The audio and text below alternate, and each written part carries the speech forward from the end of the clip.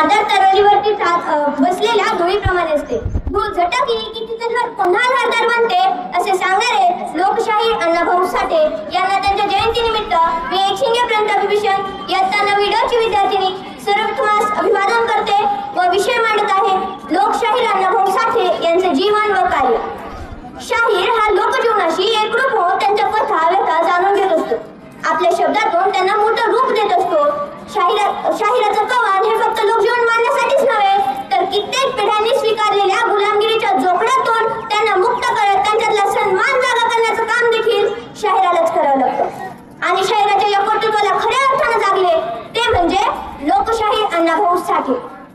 अण्णाभाऊंनी त्यांच्या लेखनातून काव्यातून संयुक्त महाराष्ट्राच्या लढ्याचं अग्निकुंड स्वतःच्या शब्द सामर्थ्यानं आणि प्रतिभा कौशल्यानं दगदगत ठेवलं. त्यांच्या याच कर्तृत्वाला सलाम. नाव तुकाराम भाऊराव साठे. 1 ऑगस्ट रोजी सांगलीत जन्मलेल्या तुकारामाचे नाव जगभर होईल असे कोणालाही माहित नव्हतं. पुढे जाऊन हेच तुकाराम जगात अण्णाभाऊ साठे म्हणून जगविख्यात झाले. पुढे जाऊन हे अण्णाभाऊ साठे जगात अण्णाभाऊ साठे म्हणून जगविख्यात झाले. शिक्षण फक्त 1.5 दिवस. हो, फक्त 1.5 दिवस शाळेत जाणारा हा मुलगा कोणाला माहिती की भविष्यामध्ये याच्याच नावावरती लोक PhD करतील. स्वातंत्र्यानंतरच्या काळात उच्चवर्णीयांचे भारतावरील शासन अण्णाभाऊंना मान्य नव्हते. त्यामुळे 16 ऑगस्ट 1947 रोजी 20,000 लोकांना घेऊन मुंबई येथे त्यांनी मोर्चा काढला. त्या मोर्चाची सुरुवात त्यांनी एका घोषणेने केली. ती म्हणजे ये आजादी झूठी है, देश की जनता भूकी है. ये आजादी झूठी है, देश की जनता भूकी है असं म्हणत त्यांनी या मोर्चाची सुरुवात केली. आजादी झूठी और देश की जनता भूकी याचा अर्थ काय? ज्या देशाला सोन्याची चिडिया म्हटलं जायचं आजही त्या देशात गरिबीचं प्रमाण वाढतच चाललंय. गरिबीच काय हो, भिकाऱ्यांचं प्रमाण सुद्धा आमच्या देशातच जास्त आहे. आजही आमच्या देशात दलितांवरती स्त्रियांवरती अन्याय अत्याचार का होतोय? आजही आमचा देश कर्जबाजारी का आहे? आजही आमच्या देशावरती कर्ज का? ज्या देशाला कृषी प्रधान देश म्हणतात त्या देशात बेरोजगारीचं प्रमाण वाढतंयच कसं काय? हे सर्व प्रश्न ते एकाच वाक्यात विचारतात. ते म्हणजे ये आजादी झूठी है, देश की जनता भूकी है. ही स्वातंत्र्यानंतरची एक रोमांचिक घटना. दलितांबद्दलची कामगारांबद्दलचे अनुभव प्रकट करण्यासाठी त्यांनी त्यांच्या लेखणीचा आधार घेतला.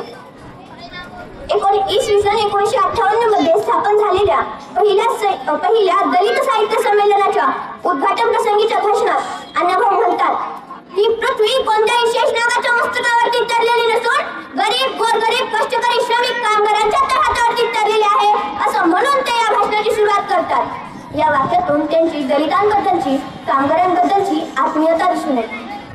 छत्रपती शिवरायांचे विचार महाराष्ट्रातच नव्हे तर रशियापर्यंत देखील पोहोचवण्याचे काम अण्णाभाऊंनीच केले.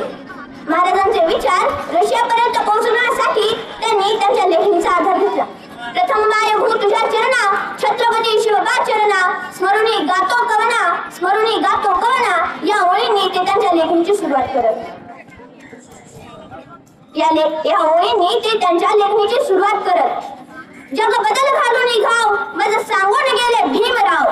जग बदल घालून घाव माझं सांगून गेले भीमराव अशा प्रेरणादायी ओळी त्यांनी त्यांच्या लेखणीतून प्रसारित केल्या. आज भारताची शोकांतिकाच म्हणावी लागेल की मोठमोठे नेते फक्त बाबासाहेबांचे, आंबेडकरांचे आणि अण्णाभाऊंचे नाव घेऊन फक्त मतांचाच वाद करतात, परंतु त्यांचे विचार कोणी आपलेसे करत नाही. अण्णाभाऊ अशिक्षित, दलित, तरीही 21 कथा संग्रह, 30हून अधिक कादंबऱ्या, पोवाडे, लोककथा, लोकगीते लावण्यात त्याचं वेगळंच. आज या ठिकाणी मला फकीराचा आवर्जून उल्लेख करावासा वाटतो. जरी प्रत्येक जण आपल्या भाषणातून त्याबद्दल सांगत असेल, प्रत्येकाला या कादंबरीबद्दल माहित असेल, तरीही प्रत्येक जण आपल्या भाषणातून त्या कादंबरीचा उल्लेख करत आहे. कारण आहे त्या कादंबरीचं श्रेष्ठत्व. अशा काही दर्जेदार कादंबऱ्या अण्णाभाऊंनी अशिक्षित असूनही या महाराष्ट्राच्या मातीला दिल्या. आणि आज आमचे भाऊ बहीण 10वीला जात आहेत तरी त्यांना वाचता येत नाहीये, लिहिता येणं तर लांबचीच गोष्ट. ही एक भारताची शोकांतिका म्हणावी लागेल ना. त्यामुळे प्रत्येक शिव, शाहू फुले, आंबेडकर, अण्णाभाऊंच्या अनुयायांनी आपल्या शिक्षणाच्या जोरावरती या जगात क्रांती घडवून आणा आणि आपल्या क्रांतीच्या माध्यमातून हा वारसा असाच पुढे चालू ठेवा. मी जाता जाता फक्त एवढंच सांगेन की एकजुटीच्या या रथावरती